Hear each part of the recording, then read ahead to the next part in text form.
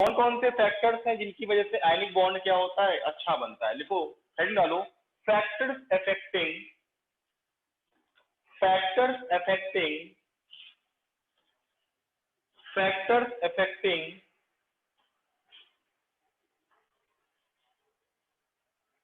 on ionic bond. Factors affecting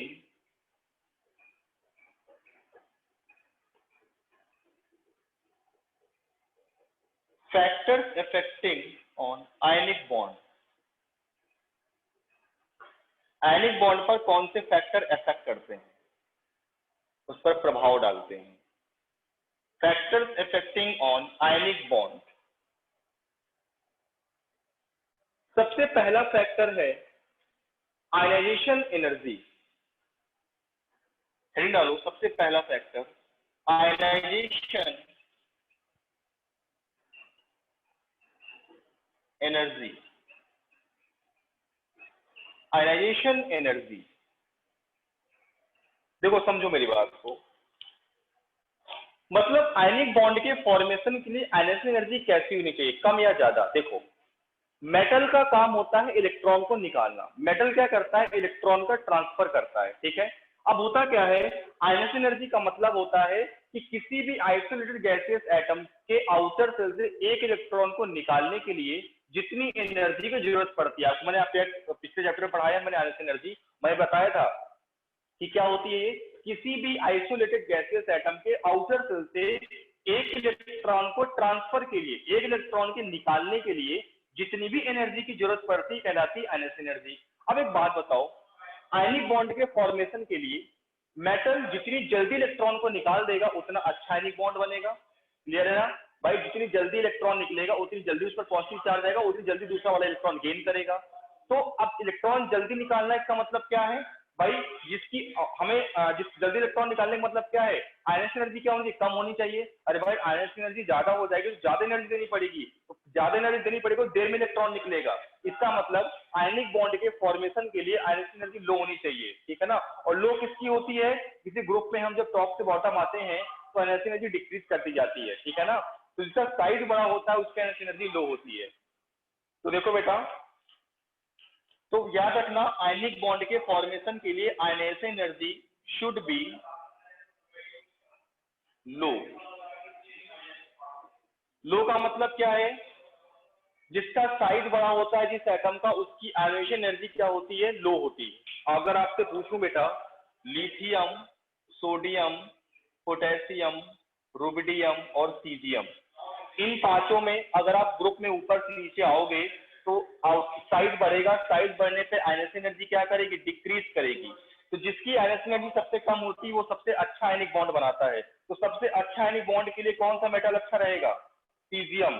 सबसे अच्छा metal कौन होगा बेटा, सीजियम होगा, ठीक है ना। तो लिखो बेटा, for the formation of ionic bond, for formation of ionic bond, for the formation of ionic bond, ionization energy should be low. Ionization energy should be low.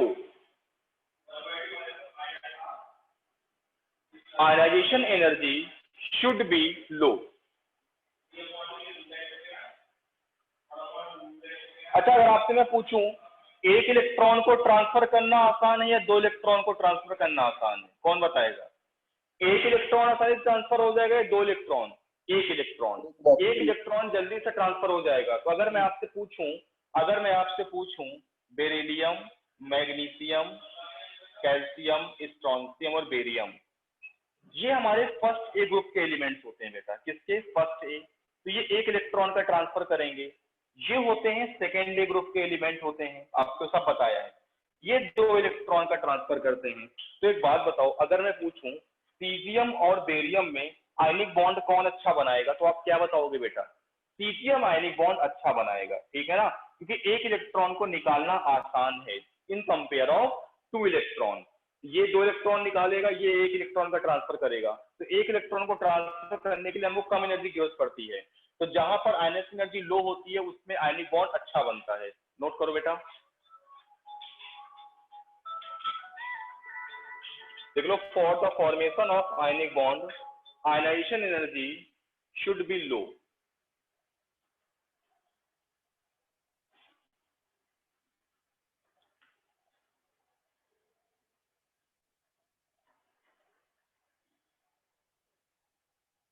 Note करो, रिपीट कर दीजिए, रिपीट कर दीजिए। For the formation of ionic bond, for the formation of ionic bond, for the formation of ionic bond ionization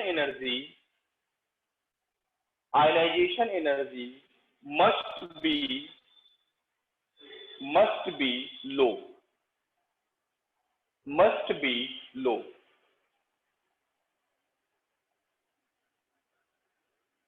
लो होनी चाहिए।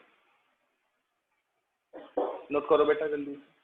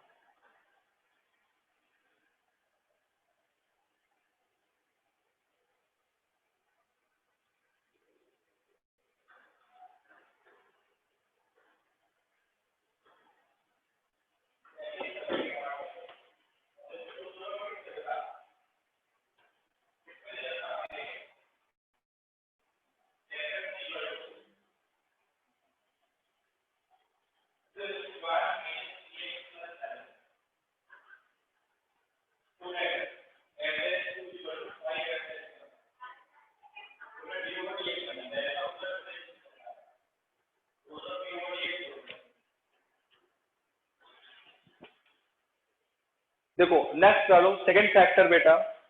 Second factor है electron gain enthalpy. Second factor है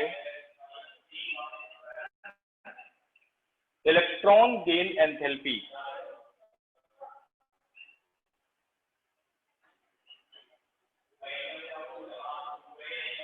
second factor है इलेक्ट्रॉन गेन एंथैल्पी। तो जो electron लेता है वो कैसा होना चाहिए भाई? देने वाले की तो बात हो गई कि ट्रांसफर करने वाला जो मेटल होता है उसकी एनर्जी लो होनी चाहिए। तो गेन एंथैल्पी कितनी होनी चाहिए? तो लिखो बेटा, for the formation of ionic bond, for the formation of ionic bond, for the formation of ionic bond electron gain enthalpy, electron gain enthalpy must be high, electron gain enthalpy must be high for the formation of ionic bond, for the formation of ionic bond electron gain enthalpy must be high। तो electron gain enthalpy किसकी ज्यादा होती है? Halogens की ज्यादा होती है। तो सबसे ज्यादा किसकी होती है? फ्लोरीन की। तो सबसे अच्छा जो आयनिक कंपाउंड बनता है वो होता है CsF, caesium fluoride is the most best ionic compound.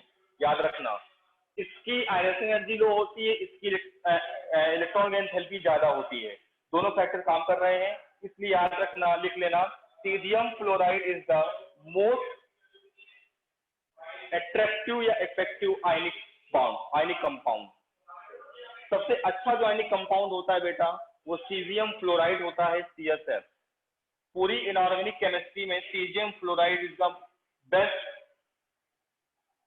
Ionic bond, ionic compound, sorry.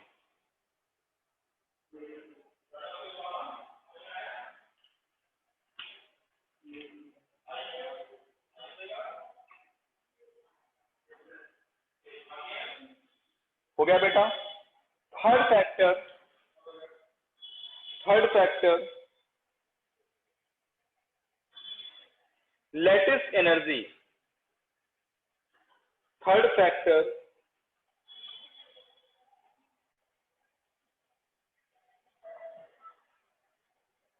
Lattice energy. Last factor है, थर्ड है last, lattice energy.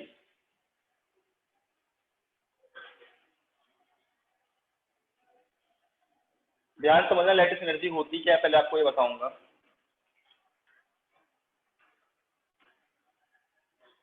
Lattice energy, देखो लैटिस एनर्जी क्या होती है, जब दो अपोजिट टाइप के आयन, एक पॉजिटिव एक नेगेटिव, जब दो अपोजिट टाइप के आयन आपस में मिलकर, जी का मतलब गैसियस है, आपस में मिलकर एक आयोनिक कंपाउंड बनाते हैं, सॉलिड कंपाउंड, उस दौरान जितनी भी एनर्जी रिलीज होती है उसी को बोलते हैं लैटिस एनर्जी। मैं क्या बोल रहा हूं, जब दो अपोजिट टाइप के आयन, एक पॉजिटिव नेगेटिव, आपस में मिलकर एक आयोनिक सॉलिड कंपाउंड बनाते हैं, कैसा कंपाउंड बेटा, आयनिक हो और सॉलिड हो, ठीक है, कैसा है ये, आयोनिक सॉलिड है। तो इस दौरान जो भी एनर्जी निकलती है उसको बोलते हैं लैटिस एनर्जी। तो लिखो बेटा पहले उसकी डेफिनेशन लिखो, the energy release, the energy released, the energy released when one mole of, when 1 mole of ionic solid compound, when 1 mole of ionic solid compound is formed